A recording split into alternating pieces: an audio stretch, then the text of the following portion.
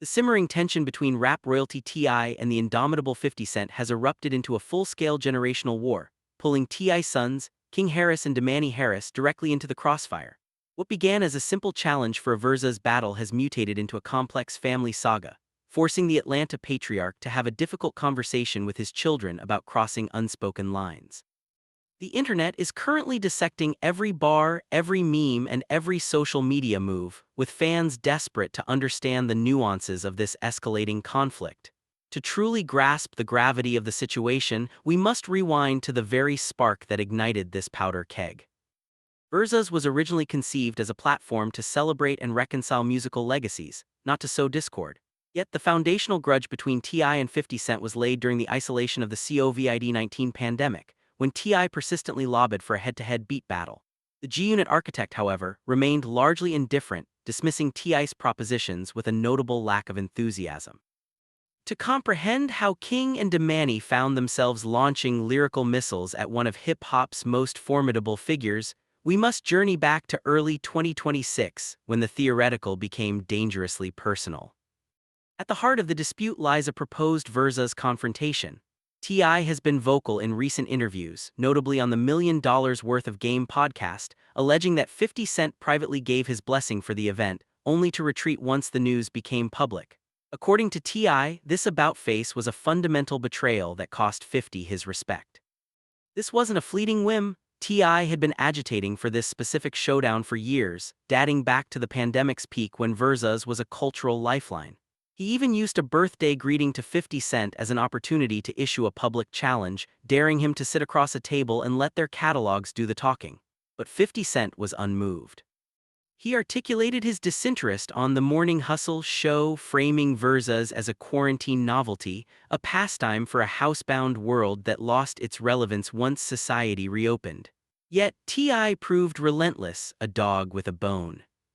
He continued his campaign, appearing on Hot 97 to suggest that 50's ego was robust enough to handle the scrutiny and that their respective discographies were evenly matched, cleverly contrasting his own classic albums against 50's diamond-certified sales. Fast forward to February 2026, T.I. dropped a bombshell on $1 Million Worth of Game, claiming the battle was a done deal. He asserted that the plan was for him to announce the agreement, framing it as a mutual celebration of their extensive catalogs, a moment for hip-hop history. However, when T.I. went public, 50 Cent played the part of the bewildered party, feigning ignorance and effectively reneging on the supposed agreement without explanation. This, T.I. argued, was a profound character flaw. If 50 didn't want to participate, he should have simply been forthright. The tension escalated dramatically when T.I. repeatedly accused 50 of ducking smoke during a nightcap interview and again on the podcast circuit, stating he had lost all respect for Curtis Jackson based on his perceived duplicity. This public shamming was the lit match. When you poke 50 Cent, you don't get a simple response, you get a calculated campaign. And 50, a master of psychological warfare, chose not to respond with bars but with a relentless barrage of social media trolling. He's notorious for transforming feuds into spectacles, and this was no exception. He bypassed T.I. entirely, aiming his venom directly at his family, his wife, Tamka "Tiny" Harris, and his son, King Harris. He posted unflattering images of Tiny with cutting captions, a move widely interpreted as a profound disrespect. The memes and jabs became a recurring theme, a game of post and delete that kept the Harris family on edge. While many of these posts have since vanished from his page, the damage was done, galvanizing the Harris household in defense of their matriarch. Meanwhile, T.I. was far from silent. He unleashed a volley of diss tracks: War, The Right One, Lessons, and What Bully, each one a lyrical uppercut. Lessons was particularly praised as a return to form, showcasing a hungry, reinvigorated T.I., while What Bully cleverly targeted 50's online persona versus his real-world actions. But while T.I. was in the studio, 50 remained on the offensive, continuing to target Tiny and even hinting at a new, more devastating weapon, a documentary project tentatively titled Surviving T.I. and Tiny. In a direct social media threat, he compared it to his The Reckoning series about Diddy, explicitly warning that it would force uncomfortable questions about past allegations. This was the context in which T.I.'s sons found themselves, their mother publicly disrespected, their family legacy threatened with a damning documentary, and their father's lyrical warfare met only with more trolling. King Harris was the first to breach the dam. After 50 posted another demeaning picture of Tiny on February 22, 2026, King erupted. He didn't just respond, he launched an expletive-laden tirade that crossed a line many consider sacred, invoking 50 Cent's late mother, Sabrina Jackson, who died tragically when 50 was only 8 years old. This Instagram rant was merely the prelude. He followed it with his first diss track, Made Man, on February 24th. But it was his second track, released just 2 days later, that detonated a nuclear bomb in the beef. In the accompanying video, King wore a t-shirt emblazoned with the image of 50's deceased mother, rapping directly about her and the grave. The cover art even featured a burning house, a direct allusion to the fire that claimed her life. This act, a profound escalation, even earned a cussing from Rick Ross, a longtime 50 Cent adversary, signaling just how far the conflict had drifted from its musical origins. Then Domani stepped into the fray. On February 27th, he released Ms. Jackson, a track sampling the iconic Outkast song. His approach was slightly more analytical than his brother's raw aggression. Framed as a series of questions to 50's late mother, he asked, "Am I overreacting or is it valid?" while also alluding to the 9 shots 50 survived in 2000, metaphorically threatening to end his 9 lives. The brothers continued their offensive in March, releasing Drop Top and Pooh Why respectively, with Domani's track explicitly bringing up 50's tumultuous relationship with his ex and the mother of his child, Daphne Joy, and the accusations surrounding it. When asked about their involvement, neither son showed remorse. King told Complex News, "I treated people how they treated us," justifying his actions as a direct response. Domani, appearing on The Breakfast Club, admitted he intentionally avoided discussing his plans with his father. "We didn't really have a conversation because he probably would have had some input," he confessed, knowing T.I. would likely have tried to temper their response. This brings us to the pivotal moment, T.I. confronting his sons. During an appearance on the Ebro in the Morning Show, T.I. reflected on the situation with a palpable mixture of pride and profound concern. When asked if he enjoyed his kids joining the battle, his answer was immediate and unequivocal. "No, I don't enjoy it." He elaborated, revealing a father's deepest fear. "I spent so much time trying to get this lil nigh **A off the ledge. Now he has justifiable means to undo all of the teaching that I've been teaching." For T.I., King's involvement wasn't a victory, it was a setback in years of effort to steer his son away from conflict. He drew a clear, bright line at the t-shirt. "When I seen that t-shirt, I said, man, this is enough, chill out, bro." He told King it was over, that he believes in reciprocity and not treating others in ways you wouldn't want to be treated. Yet within the same interview, T.I. also revealed the duality of his emotions. While condemning the methods, he couldn't help but feel a swell of pride in his son's instinct to protect their mother. "The one thing that I am proud of out of all of this is that the women and children in our family see that it's a line of men that's here against who the F***K ever," he stated. He made it clear he didn't coordinate the attacks. Everyone was moving on their own accord. But the underlying message was clear: drag the matriarch into the mud and the men of the house will rise. This duality, proud of their loyalty yet horrified by their tactics, is the core of T.I.'s internal conflict. 50 Cent, for his part, showed no signs of backing down. He responded to the deluge of diss tracks not with a traditional rap, but with a shrewd business move that was also a devastating diss. He dropped No One Told Us What We Here For, featuring Leon Thomas, making it the theme song for his Power Origins series. The track contained direct shots at T.I.'s family and the sexual assault allegations. Fans and critics alike praised the strategy, noting that 50 had turned a diss into a residual income stream. As one fan put it, most men write a diss to get a reaction. 50 composes a theme to get a residual. He's making you listen to his victory every time you press play. He further taunted the Harris family with photoshopped images and continued his social media campaign, even as T.I. responded with yet another track, Trauma Bond. As of now, the beef shows no signs of de-escalation. T.I.'s music, particularly, let him know from his upcoming retirement album Kill the King, is topping charts. His sons continue to release retaliatory tracks. 50 Cent is leveraging his television empire to keep the pressure on. T.I. confronted his sons. He told them they crossed a line. But in the heat of a war where family has been made the primary battleground, a father's words may be just one voice in a chorus of conflict. The line was crossed, acknowledged, and yet the war rages on, leaving the only remaining question unanswered. In a battle where no one is willing to lay down their weapons, who will be left standing when the smoke finally clears? Tiny herself perhaps summed it up best, posting on Instagram with fierce maternal pride, "Man, I'm really out here living and breeding something like the next Jackson 5. They're my biggest flex for a lifetime." In the Harris household, despite the father's reservations, unity remains the ultimate weapon. This response is AI-generated, for reference only. Bro, don't make it short. Here is a significantly expanded and uniquely rephrased version of your text, preserving every detail and beat of the original narrative while adding depth, context, and fresh language.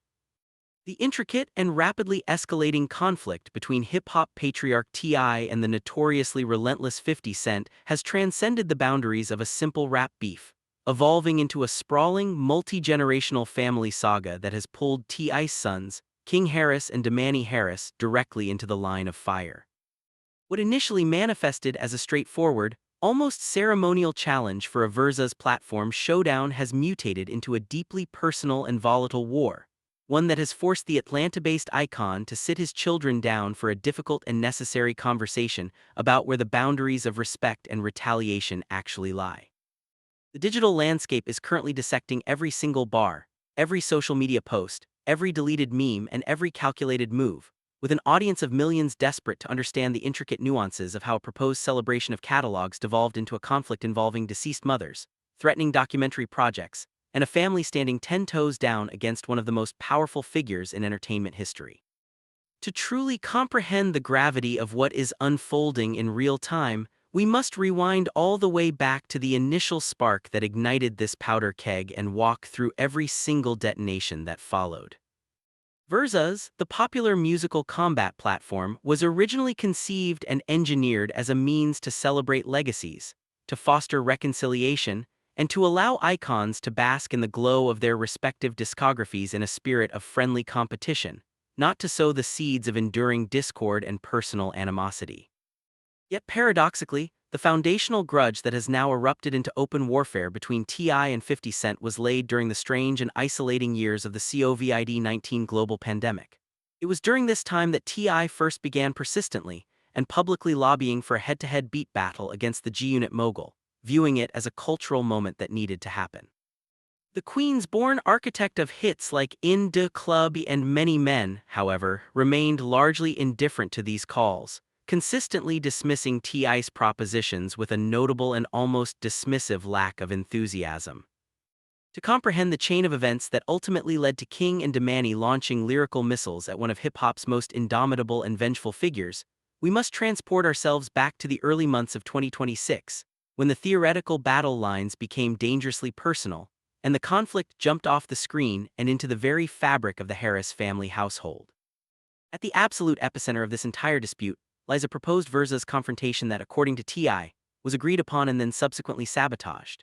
T.I. has been remarkably vocal in a series of recent interviews, most notably on the popular $1 Million Worth of Game podcast hosted by Gilly Da Kid and Wallow, where he alleged that 50 Cent privately gave his blessing for the event, shaking hands on a deal that would see the two legends finally face off. According to T.I.'s account, the agreement was that he would be the one to break the news to the public, framing the announcement as a victory for hip-hop culture. However, the narrative took a sharp turn when, as T.I. claims, 50 Cent retreated from the arrangement once the news began to circulate publicly, acting confused and unaware of any such agreement. For T.I., this about-face was not merely a business deal gone sour. It was a fundamental betrayal of character that cost 50 his respect in a way that music alone could never repair. This wasn't a fleeting whim or a publicity stunt cooked up overnight. T.I. had been agitating for this specific showdown for years, dating back to the pandemic's peak when Versus was a cultural lifeline for a world starved of entertainment. He had even used a public birthday greeting to 50 Cent as an opportunistic moment to issue a direct challenge, daring him to sit across a table with nothing but a sound system and let their catalogs do the talking. But 50 Cent remained unmoved, a statue of indifference.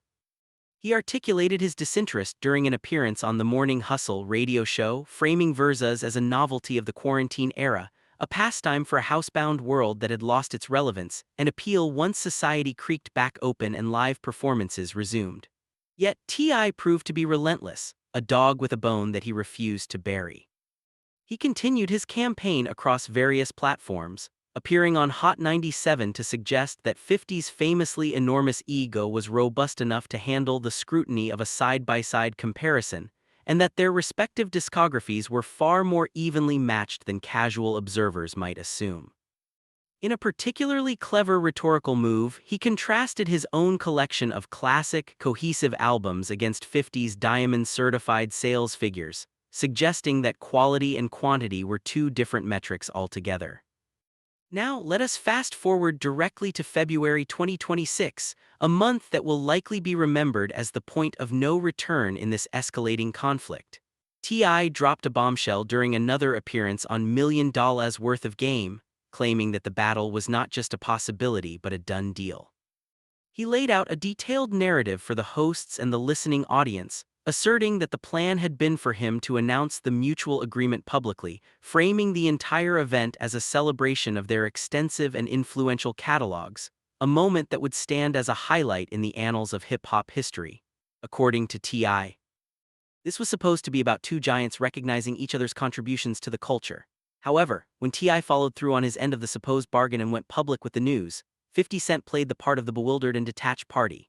He feigned ignorance of any such agreement, effectively reneging on the entire plan without offering any explanation or courtesy. This, T.I. argued on the podcast and in subsequent interviews, was a profound window into 50's character. If he didn't want to participate, T.I. reasoned, he should have simply been forthright and declined like a man. The tension escalated dramatically from that point forward, as T.I. repeatedly and publicly accused 50 of ducking smoke during a candid nightcap interview and again on the podcast circuit, stating with emphasis that he had lost all remaining respect for Curtis Jackson based on his perceived duplicity and lack of integrity in handling the situation. This public shamming, this repeated accusation of cowardice leveled at a man who built his mystique on surviving 9 gunshot wounds, was the lit match thrown onto a pool of gasoline. When you poke 50 Cent, you do not receive a simple response. You receive a calculated, multi-pronged campaign designed to humiliate and annoy you until you break. And 50, a master of psychological warfare and social media manipulation, made a strategic choice that would change the entire complexion of the feud. He chose not to respond with bars, not to step into the recording booth and trade lyrical punches. Instead, he unleashed a relentless barrage of social media trolling, a tactic he has honed into an art form over 2 decades. He is notorious for transforming feuds into spectacles that capture the entire internet's attention, and this situation was no exception. In a move that many interpreted as a profound and deliberate escalation, he bypassed T.I. entirely as the primary target and aimed his venom directly at the most sacred aspects of his life, his family. Specifically, he targeted T.I.'s wife and longtime partner, Tanka Tiny Harris, and their son, King Harris. He posted unflattering and clearly chosen images of Tiny on his Instagram page, accompanying them with cutting and sarcastic captions designed to mock and disrespect her. The memes and jabs became a recurring theme, a game of post and delete that kept the Harris family perpetually on edge, never knowing when the next attack would come or what form it would take. While many of these posts have since vanished from his page, presumably to avoid permanent backlash or perhaps as part of the trolling tactic itself, the damage was already done. The posts galvanized the Harris household, uniting them in fierce defense of their matriarch and solidifying their resolve to stand against the onslaught. While 50 Cent was busy crafting memes in the digital realm, T.I. was far from silent in the studio. He unleashed a carefully orchestrated volley of diss tracks, each one a lyrical uppercut designed to remind the world of his prowess on the microphone. He dropped War, then The Right One, followed by Lessons, and then What Bully, 4 distinct tracks aimed directly at 50 Cent. Lessons, in particular, was widely praised by online commentators and rap critics as a return to top form for the Atlanta veteran, showcasing a hungry and reinvigorated T.I. who sounded genuinely motivated for the first time in years. The track What Bully was a cleverly constructed piece of songwriting that targeted 50's online tough guy persona, contrasting it with what T.I. characterized as his apparent reluctance to face real-world consequences for his words. But while T.I. was locked in the studio, crafting bars and laying down verses, 50 remained on the offensive in the digital sphere, refusing to cede ground. He continued to target Tiny with new posts and even began hinting at a new, potentially more devastating weapon in his arsenal, a documentary project. In a series of social media posts, he teased a concept tentatively titled Surviving T.I. and Tiny, a direct and threatening reference to his recent docuseries The Reckoning, which had explored the serious allegations surrounding Sean Diddy Combs. This was not merely trolling anymore. This was a direct threat to produce a piece of media that would explore past legal allegations against the couple, potentially causing significant damage to their reputations and careers.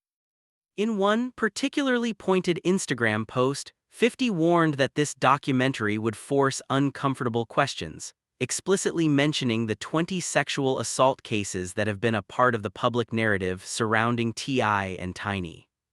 This was the volatile context in which T.I.'s sons found themselves. Their mother was being publicly disrespected on a global platform. Their family legacy was being threatened with a documentary designed to excavate the most painful and damaging allegations of their parents' past. Their father was engaged in a lyrical war, but the other side refused to engage in the booth, instead continuing to troll and threaten from behind a keyboard. King Harris, the younger and more impulsive of the two brothers, was the first to breach the dam of restraint. After 50 posted another demeaning and clearly provocative picture of Tiny on Instagram on February 22, 2026, King reached a boiling point. He did not just respond with a measured statement, he erupted. He launched into an expletive-laden, emotionally charged rant that crossed a line that many in the hip-hop community consider sacred and off-limits. He invoked the memory of 50 Cent's late mother, Sabrina Jackson, who died tragically in a house fire when the rapper was only 8 years old, a foundational trauma that has been a part of 50's public narrative for his entire career. This Instagram rant, raw and unfiltered, was merely the prelude to a more calculated escalation. He followed it up by releasing his first official diss track, titled Made Man, on February 24th.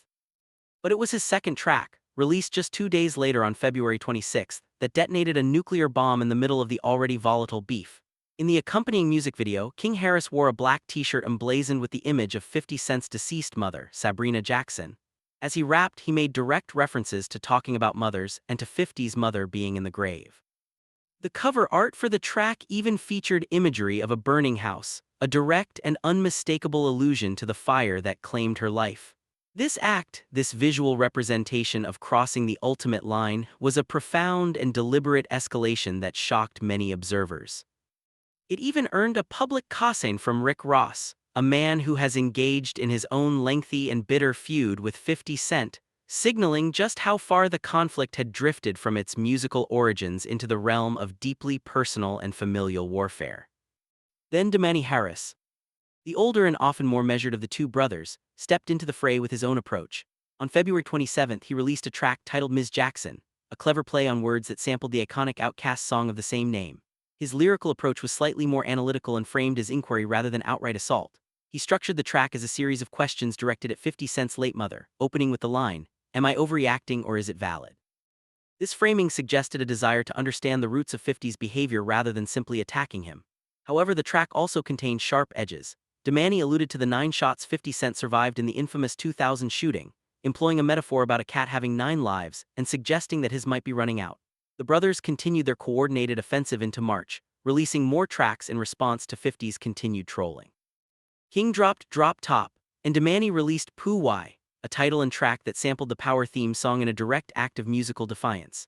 In Pooh Why, Domani escalated the personal nature of the attacks further by explicitly bringing up 50 Cent's tumultuous and public legal battles with his ex-girlfriend and the mother of his child, Daphne Joy, and the accusations of abuse that have been part of that public record.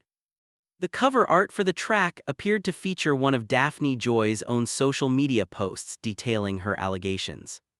When the brothers were subsequently asked about their decision to involve themselves so deeply in their father's beef, neither showed any signs of remorse or regret for their actions. King, in an interview with Complex News, stated plainly, "I treated people how they treated us," justifying his aggressive tactics as a mirror response to the disrespect shown to his family. He framed it not as a choice but as a necessary and inevitable reaction.